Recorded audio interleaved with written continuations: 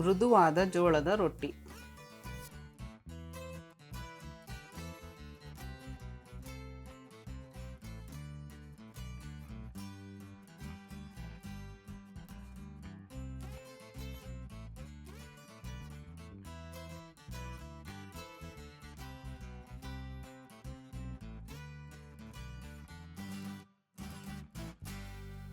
ಮಾಡುವ ವಿಧಾನ: ಮೊದಲಿಗೆ ಒಂದು ಬೌಲ್ ನೀರನ್ನು ಕುದಿಯಲು ಇಡಿ.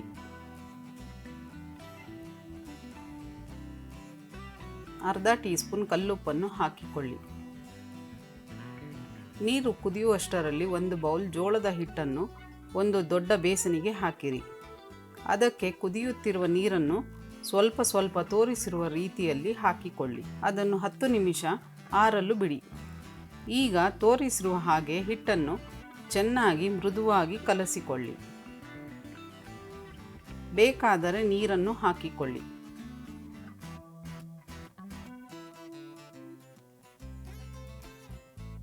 ಹದ ಈ ರೀತಿ ಇರಲಿ.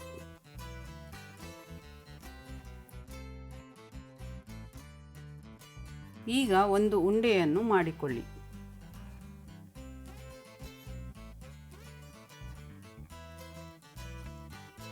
ಅದನ್ನು ಅಕ್ಕಿ ಹಿಟ್ಟಿನಲ್ಲಿ ಎದ್ದಿಕೊಂಡು ತೆಳ್ಳಗೆ ತಟ್ಟಿರಿ.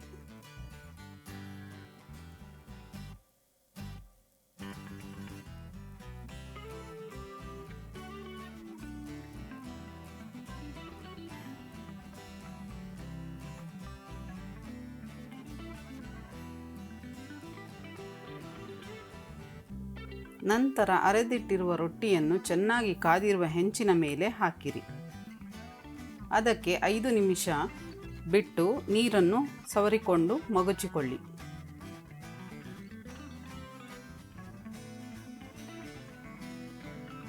ಈಗ ಎರಡು ಬದಿಯಲ್ಲೂ ಚೆನ್ನಾಗಿ ಬೇಯಿಸಿಕೊಳ್ಳಿ. ಈಗ ರುಚಿಯಾದ ಸ್ವಾದಿಷ್ಟವಾದ ಮೃದುವಾದ ಜೋಳದ ರೊಟ್ಟಿ ಸವಿಯಲು ಸಿದ್ಧ.